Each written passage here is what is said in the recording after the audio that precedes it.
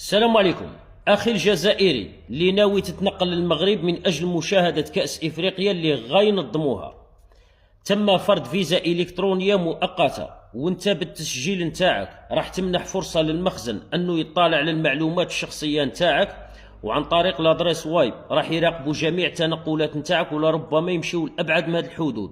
يتم فتح الكاميرا وعدة أمور مانيش باغي نشوف هذيك تاع الشاهد قبل الحذف. يعني بهاد لا فيديو هادي انا كاخ جزائري من حقي ننبهك ومن حقي نحذرك، ما رانيش نمنع فيك، ما تحسسنيش باللي راني نمنع فيك، انت يا حر. لانه المخزن هذا العرس الكروي راح يستغله سياسيا اكثر من رياضيا، لانه جل الانظار نتاعه موجهه للجزائر.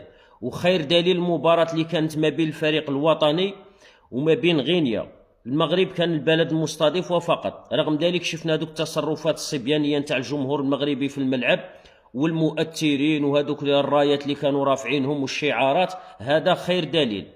وشفنا بعض المؤثرين وبعض العياشة يعتبروا هذه الفيزا الإلكترونية المؤقتة يعتبروها إنجاز عظيم. الجزائر فرض عليك الفيزا مدى الحياة. المخزن تاعك ذكي، يضرب ويخلي حق الصلح، مازال عنده أطماع أنه الحدود تفتح وهذه الأمور هذه. وكاين بعض العياشة مشاو حتى لهذيك 750 أورو، قال لك يعني الدولة مدت لكم 750 أورو ما تكفيكش.